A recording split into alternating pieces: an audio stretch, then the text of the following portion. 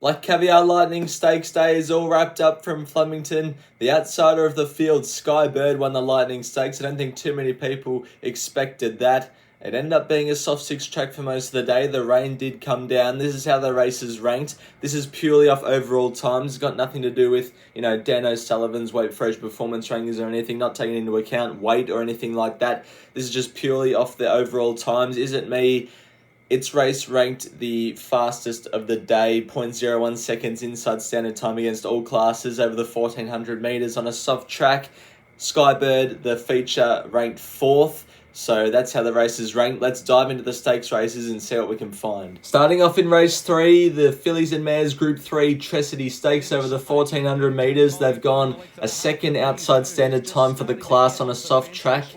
Cut them a bit of slack because it was in the driving rain. We had a well-backed favourite in this race, Fancify, go straight to the lead and failed. This something will come up in the stewards report a bit later on. They went out pretty fast and they came home the last 400 metres a second outside standard time, so they've actually gone out pretty hard.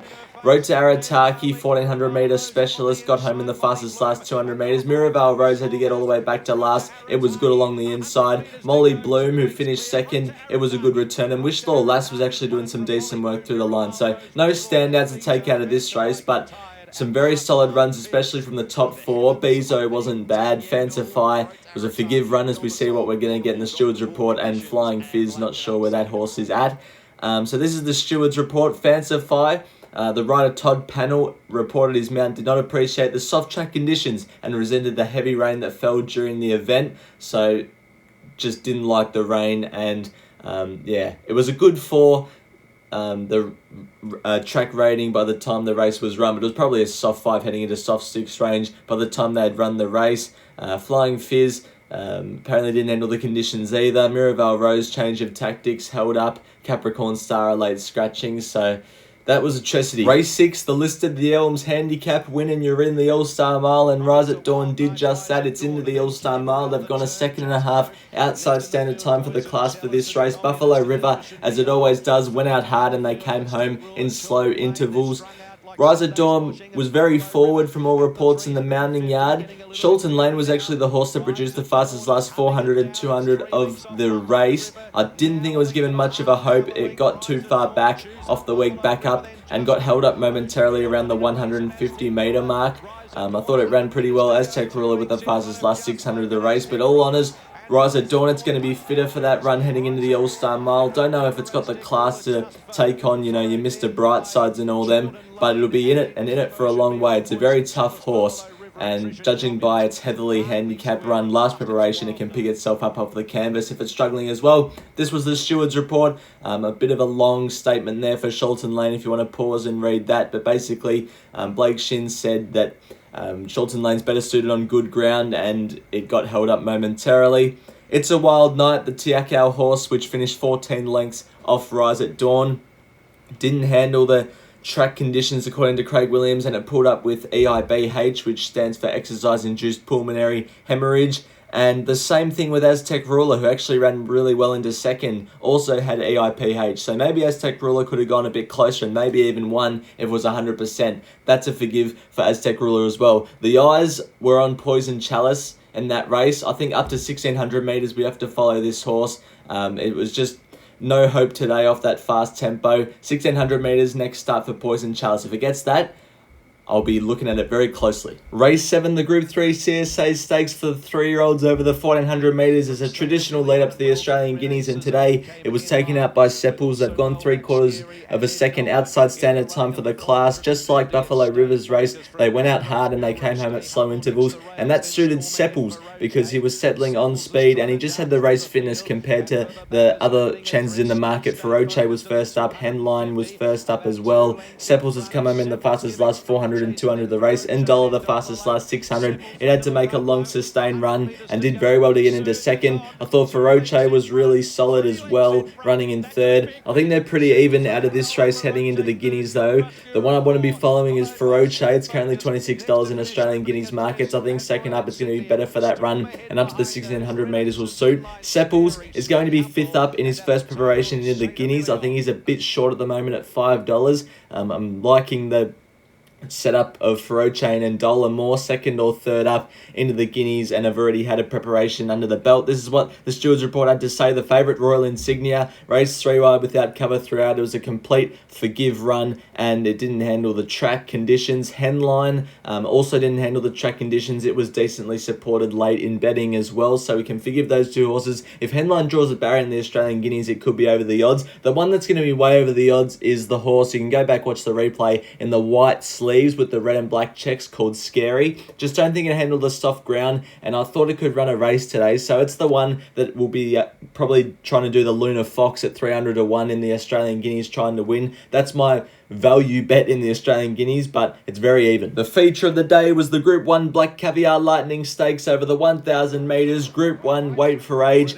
They've gone 3/4 of a second outside standard time for the class. Come home at some slow intervals, but not too slow, which has been the case for most races on this card today. Marzu, Weight of the Stars, Growing Empire, and Joyful Fortune all forgive runs in my opinion. They were all facing the breeze. Growing Empire was especially first up, so I think we have to forgive that horse and might get a bit of a price about it next start. Switzerland, I thought, ran decently.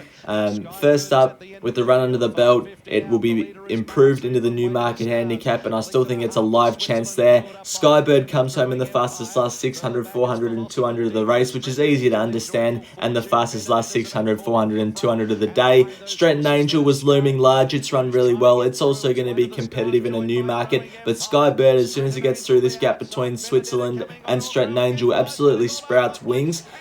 Traffic Warden, I thought, was just fair. Benedetta over towards the inside, and probably the worst of ground, was good as well. It's one to follow out of the race, but SKYBIRD, don't think too many people expected that. It was spec'd late in betting. $41 it was at 11 a.m. this morning. It started with a 26 in front of it. This was the Stewards Report. I Am Me and Mornington Glory were late scratchings. Growing Empire, it was shifting around a bit at the 150.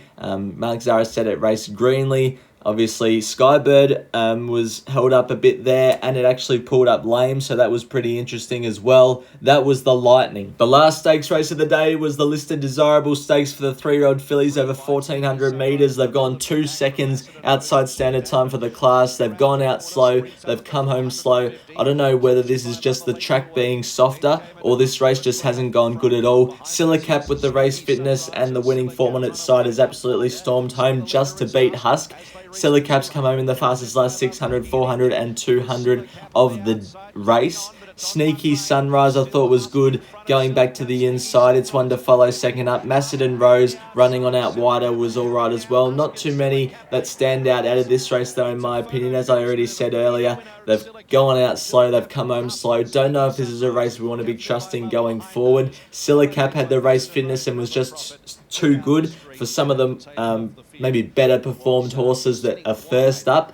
So yeah, that was the desirable. This was the Stewards Report. Only thing to really consider here is Too Darn Discreet had a slow recovery. Now on to Salmonator's lessons from today. Lesson number 1, lightly raced horses against older raced horses. I pointed this out last week when Emphasize won. Well, today it was Revelare in race number 1, has only had 6 career starts and was able to win. Lightly raced horses against older raced horses have to be considered. Race 4, mares in form. If a mare has run first or second at its last start, it's got to be included in exotics. They just seem to do well when they're in form, mares. Race 5, previous Flemington Straight form, so Flemington Straight specialists usually do well regardless of their price. Bossy Nick was good 2 back behind Major Share down the Flemington Straight. And then race 6 and race 8, first up with market support. So this was the case with Rise at Dawn, $4.60 at 11 a.m. this morning. It got into as short as $3.60. I was able to get on when I saw that, remembering last week with Angel Capital and Garrett Chico. Same in race 8, SKYBIRD, $41 into $26. I didn't get on it, but